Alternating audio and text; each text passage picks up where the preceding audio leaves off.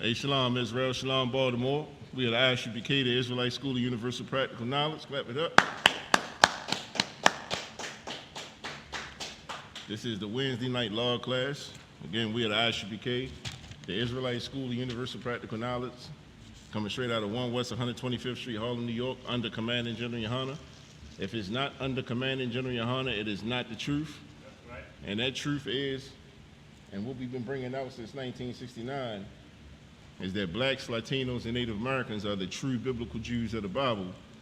The West Indians, everybody that's on this sign back here, we are the true children of the Lord, man. You understand? And our oppressor, who the world calls the pilgrim, the colonizer, he is the devil that the Bible speaks of, man. And that's important for us to know. You see what I'm saying? It's important for us to know, because if we don't recognize that, if we don't recognize who our oppressor is, who our enemy truly is, we can't never have brotherhood with each other. A lot of times people look at brotherhood, people just look at it as a feeling. You see what I'm saying? People think that brotherhood is a feeling. Somebody do something nice for you. Oh, that's brotherhood. That's not brotherhood. Brotherhood is keeping these law, statutes, and commandments and dealing with each other according to those law, statutes, and commandments, man. Right. And at this point, where we at in the game, man, listen, if we ain't got brotherhood, if we not utilizing, the brotherhood that the Most High has set forward for us, we're lost in the game, man. You see what I'm saying? Brotherhood is more than a feeling. Brotherhood is a weapon. We've heard it. A lot of us have heard that for years, that brotherhood is a weapon. But it literally is a weapon that we use to protect ourselves against not only the other nations, but these oppressors that's coming up trying to destroy and bring division amongst us, you understand? If I could, let's get Zephaniah 2:1. We're going to start there, Brother Kashar.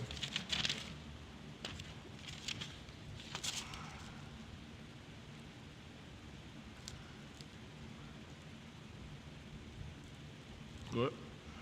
This is Zephaniah chapter 2, verse 1. Gather yourselves together. Oh, real quick. So the Lord just told us right now, this is the quintessential brotherhood scripture right here. The Lord just told us to gather ourselves together. Who is he talking to? Go ahead. Yea, gather together, O nation not desired. He said, yea, gather together, O nation not desired.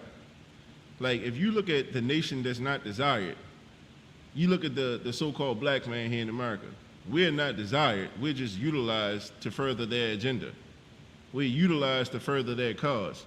We're utilized to make money and to provide entertainment. But we're not desired people here. If you look at our Hispanic brothers, the Mexicans, if you look at the Puerto Ricans, if you look at the Brazilians, we are not desired here. Everything that they want from us, they want our labor and they want our entertainment. You see what I'm saying? We are not a desired people. You understand? The Jamaicans, the Benjamites according to the Bible, the Trinidadians, we're not desired people. That's why every time, you think about it, every time they start talking about illegal immigration, you got whole political parties running off these concepts. Every time they talk about illegal immigration, the first thought that comes to not only their mind, it comes into the minds of our people as well, is our Hispanic brothers.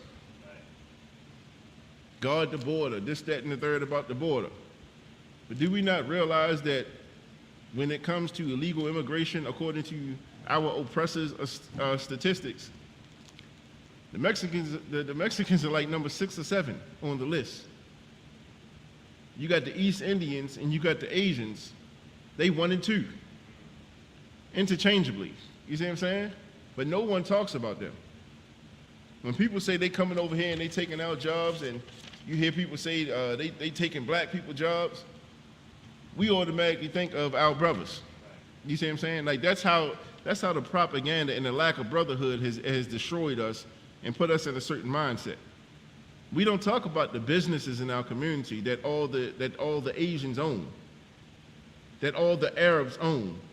We don't talk about, how the Arab, he got hip hop chicken and he's selling black people chicken as if he can cook better than a black woman. You see what I'm saying? Like we don't speak on that. We don't speak of the corner store, the old school mom and pop shops that our grandfathers and our grandfathers once owned. Now is ran by Asian. But we talking about jobs, we talking about, the Hispanics coming and taking our jobs. What job is that? You see what I'm saying? Like, and we actually take on that spirit of the oppressor. And we actually buy into it. Man, they taking out jobs, man. I don't agree with Trump, but Trump right. You see what I'm saying? Like you hear more and more of that, you feel me? The thing is, that's a lack of brotherhood on our part, man. And this is why these scriptures are so important. Read that again. Zephaniah chapter 2, verse 1. Go ahead. Gather yourselves together. Gather yourselves together, Israel. Go ahead. Yea, gather together, O nation not desired. The scriptures say, man, we got to gather ourselves together, O nation not desired. And they say, go, you got something else to say? It's so heavy, like, because if you ask any black man, woman, like, if you ask them, like, what's the problem with black community? Like, they don't even know that this has been written thousands and thousands of years. People think they got, like, a amazing view of enlightenment about what we need. They'll say, man, we need to come together. Right. Black people don't come together. That's the problem. The whole time, it would for the Christian church, we have been came together. Right. You know what I'm saying? Like the Christian church don't teach us this. Right. Tell us to gather ourselves together. We'll sit and talk about how, like you were saying, but if I feel like we can talk about how our Mexican and Hispanic brothers are taking the job. We'll be sitting inside of a shop, a Chinese shop, in our neighborhood. Right. Sir, patronizing them, talking about how our Mexican brothers are taking our job. And we sitting inside a whole establishment run by heathens. Right. Rolling the blunt. You know what I mean? Right. The one, Con, if I could, just to add on to your point, not only are we sitting in their shops, they the ones bringing the drugs in for us to sell to our communities. They even got the baggies for the stuff they get bagged up on. You see what I'm saying? Like, do we not realize that if the Asians was not giving them grants to open up businesses in our community, do we not realize that they would be our businesses? Like we worried about working, we worried about working for pennies. You see what I'm saying? Like, here's the thing. We got to realize, the Brotherhood should tell us, I think it was Trump that just said it, that the Hispanics are taking the black people jobs. He said that in his in the little presidential speech. The jobs he talking about is picking cotton. He talking about picking cotton. You see what I'm saying? He ain't talking about being a doctor, a lawyer. He ain't talking about nothing like that, school teachers. He talking about picking cotton. Huh? You see what I'm saying? And yeah, listen, we got to realize that when our Mexican brothers come over here, they are being oppressed. Like, I think Captain Nars just brought out, like, when you buy a avocado from the store, they getting anywhere between $1 to $3 for every avocado. That Hispanic only making 5 to 10 cents off that avocado. Out there in the fields picking fruits and vegetables and stuff like that, man, and getting paid pennies on the dollar. They are enslaving our brothers. They the jobs that they talking about that the Hispanics are taking from us, man. Brotherhood should tell us that they're not the ones taking our jobs. These other nations are the ones in our community, and they're the ones stealing our jobs. They're the ones stealing our businesses. We got here in Baltimore, man, we got Lexington Market, we got Old Town Mall. You see what I'm saying? And these are strips. You see what I'm saying? Like, these are strips that most black people patronize. And we don't own none of the stores in none of them. You go into Lexington Market, they just redid it. You don't see no black ownership, man. They will put a black face up there from time to time to so a black person to come to that vendor. You know, so I always ask, like, hey, you own this? Nah, they own it. They in the back watching. Right. You see what I'm saying? As soon as you get something from 'em, you know, they don't even let us deal on the cash register. Right. You make the food, you do everything else, you feel me? But they gonna come and ring you up. You understand? Like, that's the lack of brotherhood that we have, man. Imagine if we did have that brotherhood, though.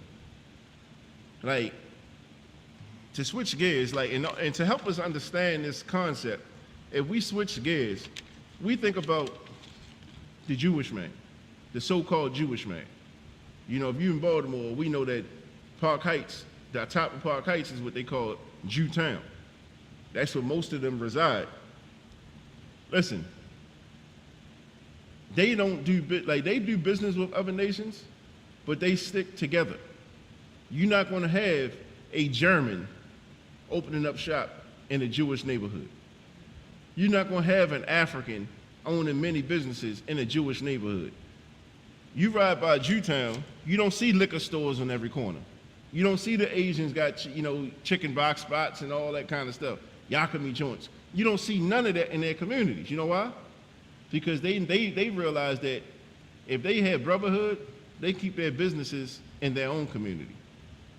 When they patronize a business, they patronize them themselves.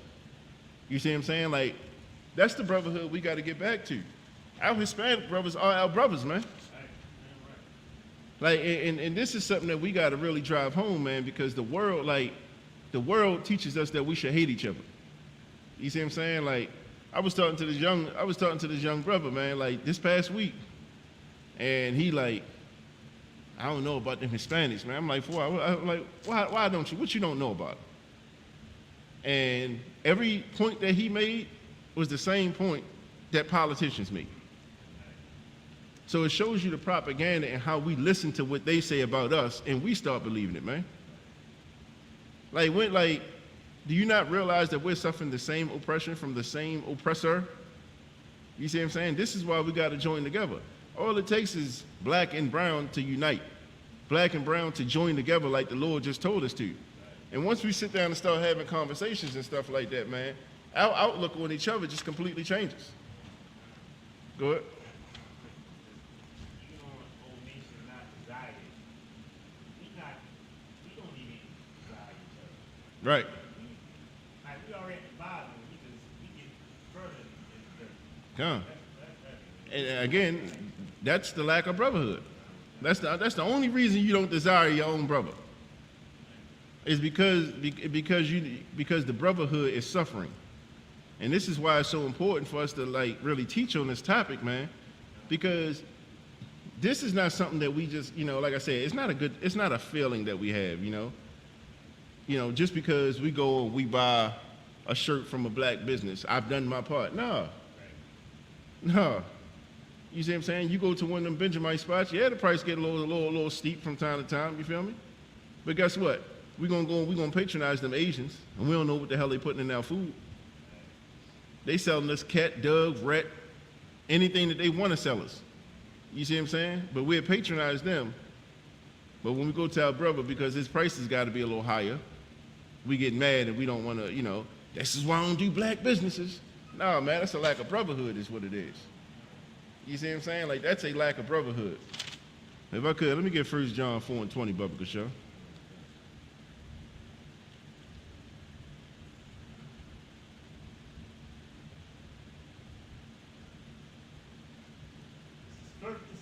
First John chapter 4, verse 20. If a man say, I love God, and hateth his brother, he is a liar. The scripture just said, the Lord just said, if a man say, I love God, and hate his brother, he is a liar, man. Like, this is what we experience day in and day out. You see what I'm saying? Day in and day out, like, and it's a byproduct of that Christian church, man. It's a byproduct of that Muslim mosque. You see what I'm saying? It's a byproduct of that conscious community, where you say, like, you know, I love the Lord. You see what I'm saying? I love God. You know, I'm God-fearing. You say all these things, but your heart hates your brother. Your brother come to you in need of anything, you feel me? You can't help him. You hate your brother. You gossip about your brother. You talk about your brother. You see what I'm saying? Like, your brother can't depend on you, but you love God. The Lord said, man, if that's the case, you're a liar. Like, how can you love me and hate your brother?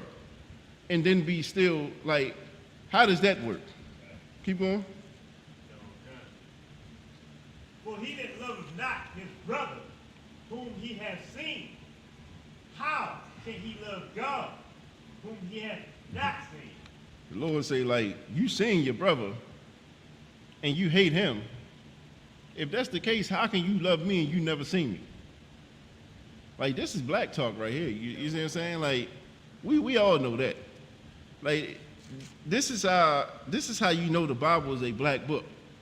Like, the Lord is like telling you, like, listen, you see him every day, but you hate him. You ain't never seen me, but you love me. That's that fake love. You see what I'm saying? That's that love that you utter with your mouth. That's not that real love. You see what I'm saying? That real love is going to your brother, you feel me? Even when you got an issue with him and you having a conversation with him and him alone. You see what I'm saying? That real love is you, instead of you buying into the propaganda of our oppressor, you supporting your brother. You see what I'm saying? You being there for your brother. You not allowing no one to come between y'all. Don't let these little frivolous disputes get in between the brotherhood that we need in these times, man. Like, the brotherhood that we need, like, listen, if you're not in the UPK and you listening, listen, the brotherhood that's going to be needed not only now, but in the upcoming future, like real soon, you have to get on board with it. Because I don't got to tell everybody, but we all know that draft is on the way. You see what I'm saying? Like, so we worried about being Bloods and Crips and GD and BD. We worried about all these things that's dividing us. But we don't realize that our sons about to get took, man. Our sons about to get took, and they're going to be shipped off into a country to fight a war that they have no business fighting. They're going to lose their lives, man, and we're never going to see them again. And here's the thing. Don't get it twisted. You think it's just the sons. The daughters is going to get drafted too. That's what that whole equality movement was about. That whole feminist movement and we the same as a man and stuff like that, you feel me? That whole movement is going to put them females, them daughters. We keep worrying about only the sons. Our daughters going to get drafted too, man. Our daughters are going to be going to war to fight a fight she shouldn't be fighting. And you know what's going to happen over there to her. I mean, she going to get abused. She going to get, hard word. You feel me? Like, all those things are going to happen. You see what I'm saying? Like, this is why brotherhood has to come back for us, man. The Lord done told us that we got to gather ourselves together. And not only that, he's telling us, how can you love me and you ain't never seen me, but you hate your brother who you see every day? Go ahead. You got something, little man?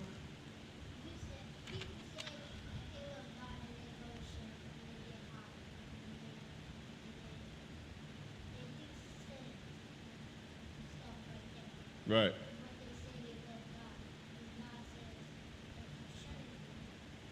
Hey, listen.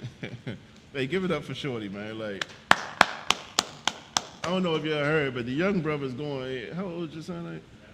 He's 7 years old, going to the 2nd grade.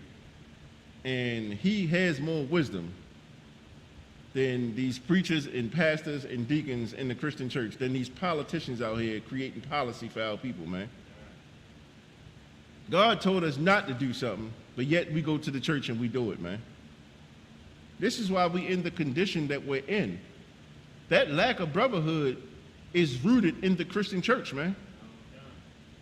You see what I'm saying? Like, if you want to know how to be as wicked and as vile as you want to be, go to the Christian church, man. And you're going to find out that you can be anything you want to be under the sun. If you're a male, you can be a female. If you're a female, you can be a male.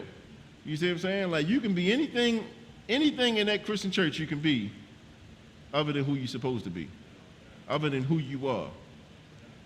You could be he, she, they, it, them, all that nonsense. But the moment you say you're Israelite, you see what I'm saying? You are going to get shunned. You understand? That's why the spirit, the lack of brotherhood is rooted in that Christian church. You got something? Go ahead.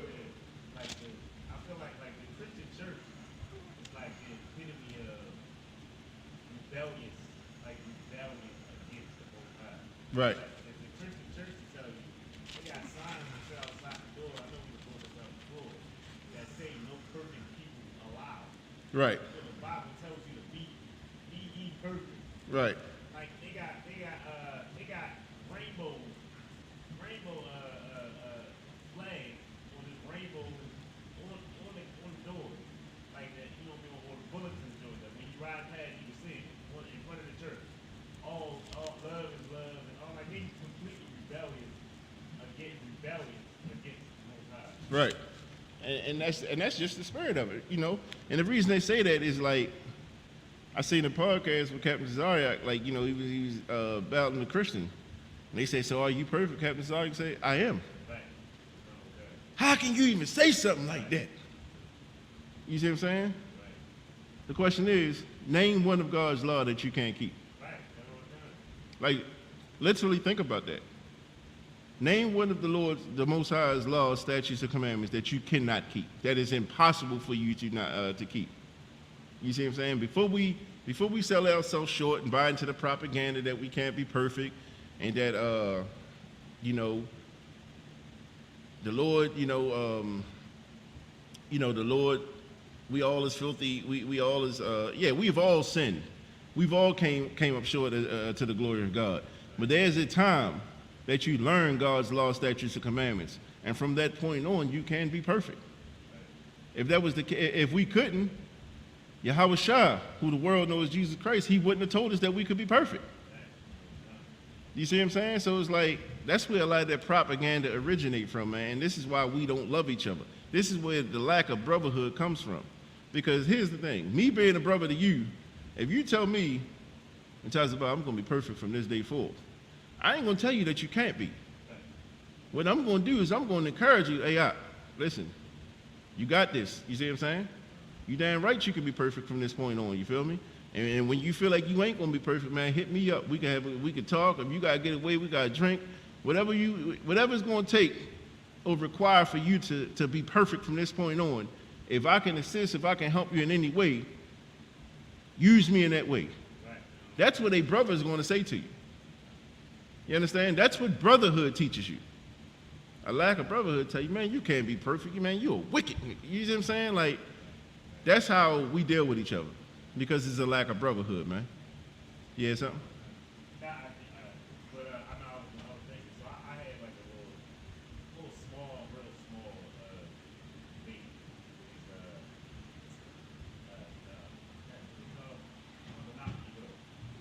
Jehovah's Witness. So they, the thing is, like we were talking, so I'm telling them that, Christ was born, he was born a man, he's a man. God is not his father, like he's not his actual father. Joseph is his father. I feel like they're disconnected with thinking that he's magic. They say, God had to be his father because he had to come back perfect.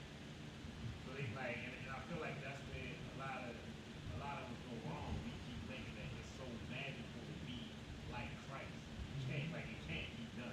Yeah. But we can have that brotherhood and that power that he has. He's a demigod, something like that. And what you just said is where it is. Like, their whole philosophy, their whole teaching, their religion, because that's what it is. It comes from that Roman concept of half man, half God, demigod, Zeus, and all that kind of nonsense. You see what I'm saying? Like, that's what Christianity is based off of. Our Savior being a demigod, and we could never amount to, or we could never be like him, truthfully, because we just human. When if that's the case, what are we doing, man? Like in Hebrews, it tells us, like, and he was made like us in all ways. You see what I'm saying? Like, Christ had a physical father. Christ could not be an Israelite if he was born of the Most High. You see what I'm saying? He would not be from the line of Judah. He could not sit on the throne of David. You see what I'm saying? Like, it goes against everything that the scriptures teach, man. You see what I'm saying? Like, that's why we have to get out the Christian church, because the lack of brotherhood in that Christian church, it takes the zeal out of a brother, man. It takes the zeal out of a sister from wanting to be righteous. You know, because when you feel, when you're taught that you can't be the best version of yourself, you can't be who the Lord told you to be, well, what the hell am I doing it for? I might as well go out here and live my life like everybody else. That's a lack of brotherhood, man. And that's what we experience. If I could, drop that. Let me get 1 John 3:15, Bubba Kasha. Let me know if you see any questions on that, too, in the comments.